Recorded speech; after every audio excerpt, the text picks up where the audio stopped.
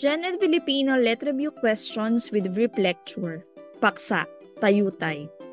Ito ay nahahati sa dalawang bahagi. Ang unang bahagi ay ang mga katanungan na maaaring sagutin at ang ikalawang bahagi naman ay ang lektura tungkol sa paksa. Panuto. Basahin at unawain ang bawat katanungan. Piliin ang titik ng tamang sagot.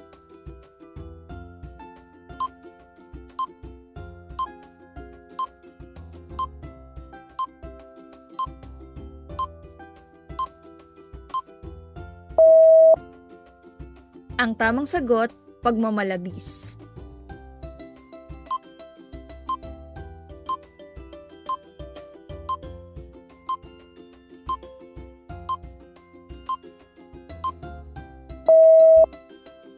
Ang tamang sagot, pagwawangis.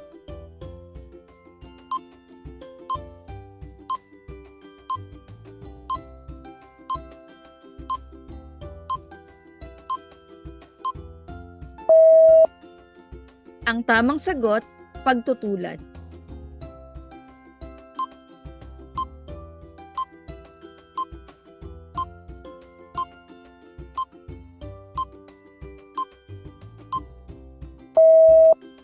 Ang tamang sagot, pag-uyam.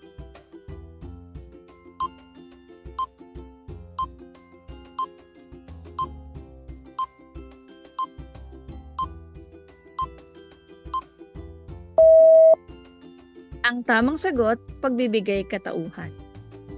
Magaling! Maaari mo ba ang ilagay sa ating komento ang iyong nakuhang score? Ngayon naman ay talakayin natin ano nga ba ang tayutay. Ito ay isa pang uri ng matatalinhagang pagpapahayag kung saan sadyang lumalayo ang nagpapahayag sa karaniwang paraan ng pagsasalita upang higit na mapaganda o mabigyang halina ang isinusulat o sinasabi. Kadalasan ng mga tayutay ay ginagamit natin sa mga akdang pampanitikan, partikular na ang tula o nobela. Meron tayong iba't ibang uri ng tayutay. Ang tatalakayin lamang natin ay yung mga basic na tayutay na kadalasang lumalabas sa mga pagsusulit. Ito rin yung kadalasang tinatalakay or ginagamit sa mga akdang pampanitikan. Narito ang una, ang pagtutulad o simile.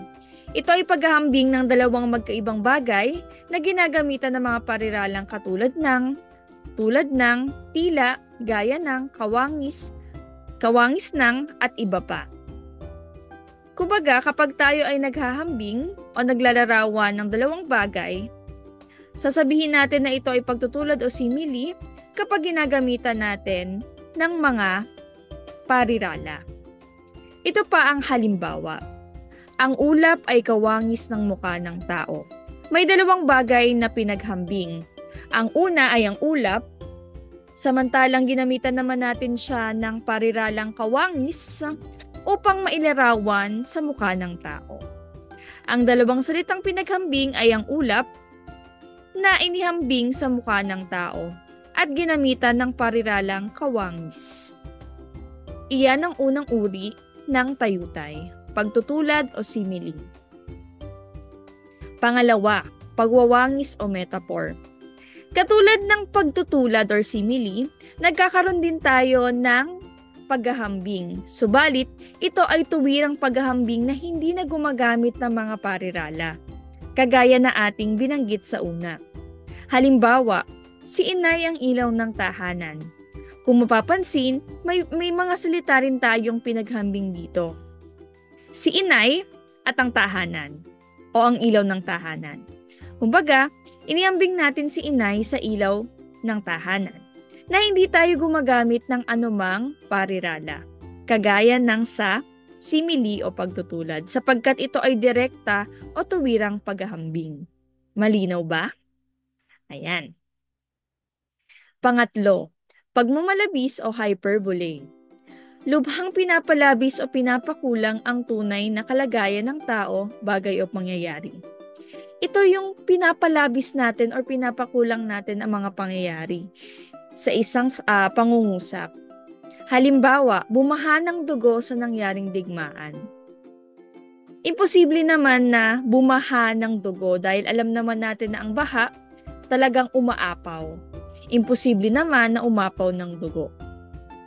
Naunawaan na ba ang pagmamalabis o hyperbole? Lubhang pinapalabis o pinapakulang ang tunay na pangyayari o kalagayan ng tao, bagay o pangyayari. Kumbaga, Sumunod, pagbibigay katauhan o personification. Pagbibigay katangian ng isang tao sa isang bagay na walang buhay. Kumbaga, kung ano yung mga kinikilos o ginagawa ng isang tao, ay inilalagay natin sa isang bagay na wala namang buhay. Halimbawa, habang nagsasagot ng pagsusulit si Jose ay patuloy na tumatakbo ang oras. Batid natin na ang salitang tumatakbo ay isang gawain ng tao. Subalit, inilarawan or inilagay natin ito sa katauhan ng oras. Sumunod, pag-uyam o irony. Ito ay isang pangungutya sa pamamagitan ng paggamit ng mga salitang kapuri-puri ngunit kabaliktaran naman ng kahulugan. Ito naman yung mga pahayag or mga pangungusap na sa una akala natin pinupuri niya or pinupuri tayo, subalit meron pala itong kabaligtaran na kahulugan. Halimbawa, siya ang pinakamaganda sa kanilang klase na nakakuha ng pinakamababang marka. Paano ito naging pag-uyam? Pinuri mo na siya ang pinakamaganda sa klase, pero siya ang nakakuha ng pinakamababang marka sa klase. Ibig sabihin, ito ay pag-uyam or pangungutya sa pamamagitan ng paggamit ng kapuri-puring salita pero sa dulo, meron palang kabaliktaran na kahulugan. Sumunod ay ang pagtawag o apostrophe. Ito ay pang-anim na. Ito naman ay nakikipag-usap sa karaniwang bagay na malayo o wala naman. Ito yung simpleng pagtawag natin sa isang bagay, tao o lugar na wala naman.